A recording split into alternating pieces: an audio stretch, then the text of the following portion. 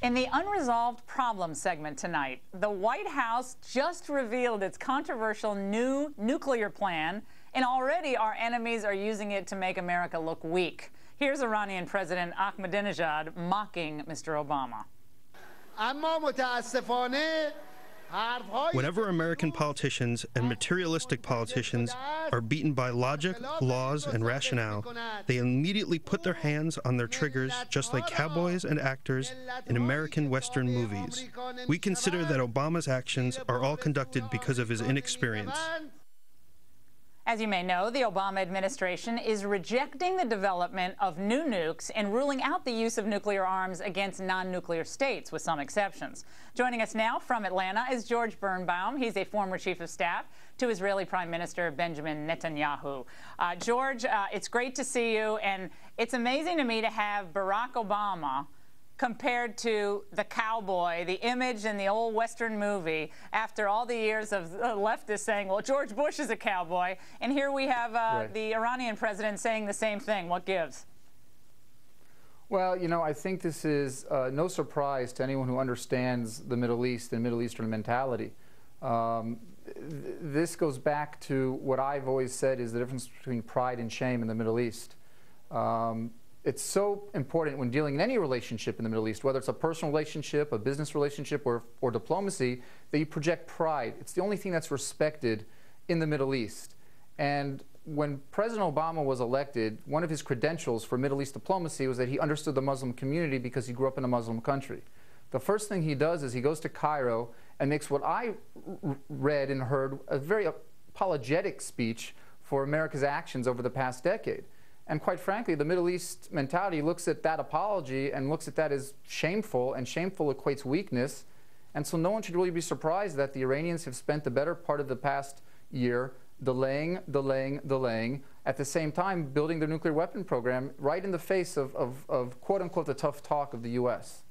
Well, what we're reading now, George, is that not only is Iran reacting to what it perceives to be a weakened position of the United States, and they try to go in for their rhetorical kill, the weaker we appear.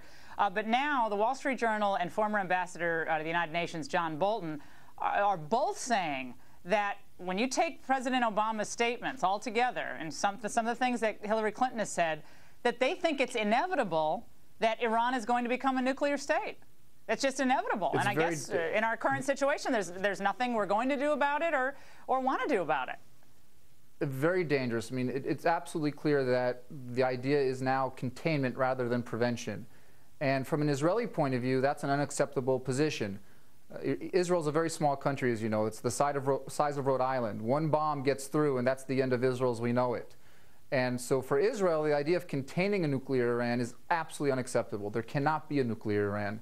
And at the end of the day, it seems that we're heading towards a direction that Israel's going to have to do the same thing it did on June 7th, 1981, when it flew its bombers and bombed the nuclear reactor in Iraq at Osirak, and take unilateral action that, by the way, Laura, back then in 1981, the U.S. voted along with the Security Council condemning that act by Israel, and then 10 years later had to basically say, you know what, when we went into Iraq with our own troops, thank God the Israelis had bombed the site 10 years ago, because we would have faced a nuclear Iraq at that point as opposed to a conventional Iraq.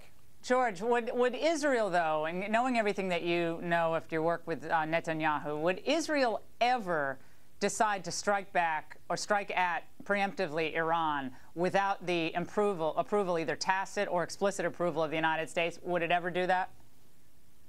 You know, Israeli leaders, especially someone like Benjamin Netanyahu, understands the uniqueness of the state of Israel.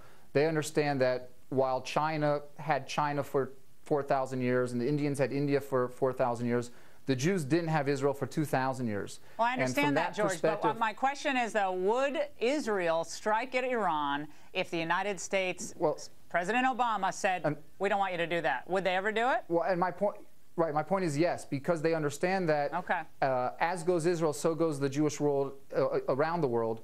And first and foremost, Israel is not the 51st state of the United States. It is its own independent country, and they need to do what's in Israel's best interest, as they did in 1981 when the Americans back then urged Israel not to attack Iraq. What is finally, before we let you go, what's the sentiment in Israel after the way Netanyahu was treated in the White House recently?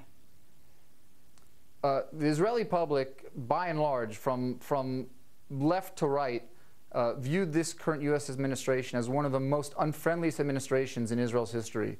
It's palatable in terms of the Israeli public. And they're very worried about it because they do understand the threat of a nuclear Iran.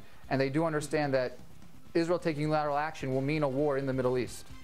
I appreciate it. Mr. Birnbaum, thanks a lot. And do not forget